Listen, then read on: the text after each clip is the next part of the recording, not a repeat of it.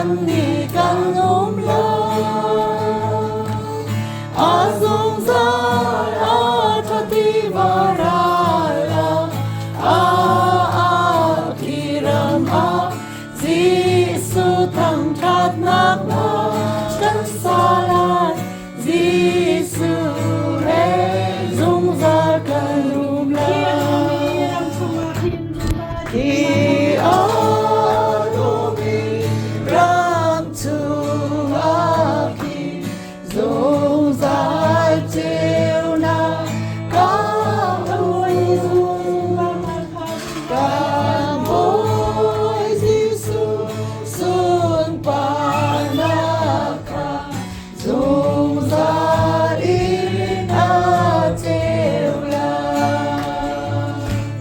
Kiram tha chunga kan ni kan la azung za la thati varala kiram jisu tham chan nak na kan salat jisu re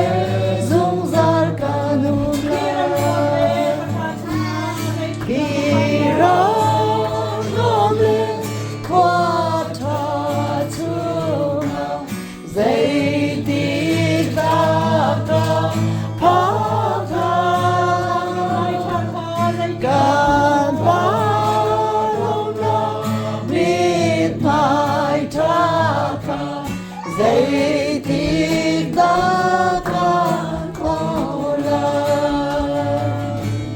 Kiram tha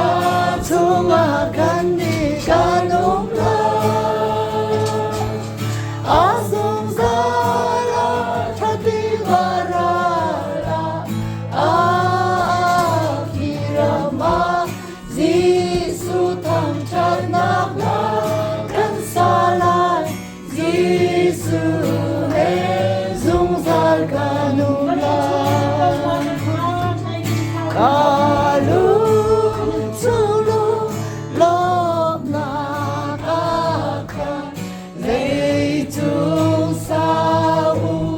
lo zordan tile thau man se lo lop na in ka tan la kiram tha chunga kan ni kan la amen hallelujah azung za thati varala kiram